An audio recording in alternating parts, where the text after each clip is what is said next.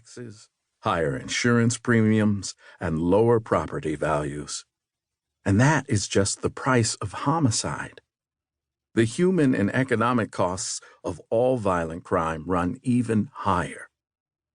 Urban violence, also described as street, gang, youth, community, or gun violence, accounts for more violent deaths than any other category of crime. It is the violence that plagues the most disadvantaged communities in our cities. It involves, for the most part, young men killing or wounding other young men in tragic and brutal cycles of retribution. Disputes that were once decided with words or fists now result in gunfire that claims not only combatants, but also bystanders who just happen to be nearby when one enemy spots another. It has become fashionable in some circles to describe urban violence as an infectious disease, spreading from person to person like the flu. This comparison has been helpful in reframing urban violence as a matter of public health, but it lacks one thing: urgency. Some diseases require immediate action, but many do not. Urban violence is better understood as a grievous injury, a gushing wound that demands immediate attention in order to preserve life and limb.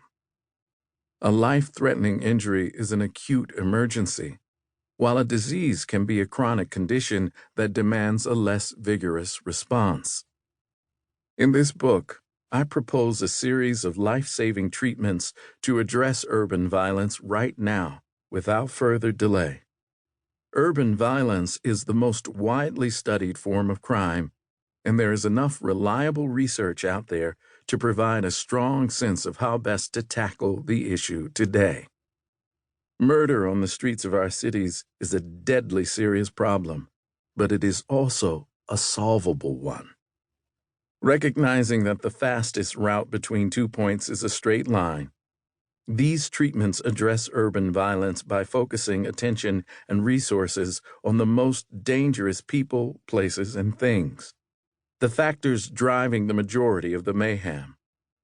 An approach the experts call the gun violence reduction strategy reduces gun and gang violence by confronting would-be shooters with a double message that pairs offers of assistance with threats of punishment.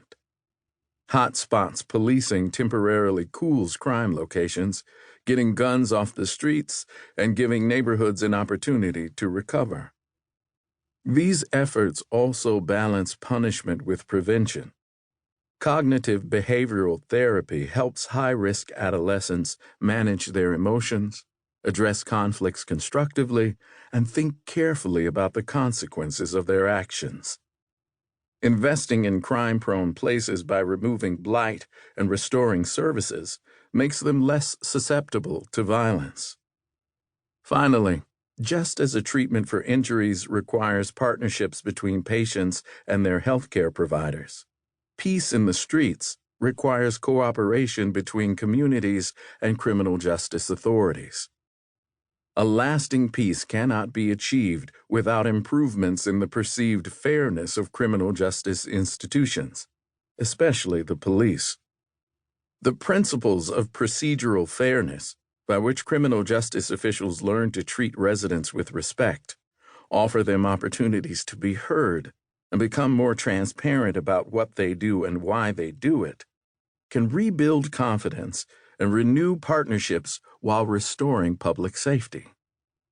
This book concludes with a concrete proposal that combines all these strategies into a single effort that can reduce homicide rates by over 50% in 8 years.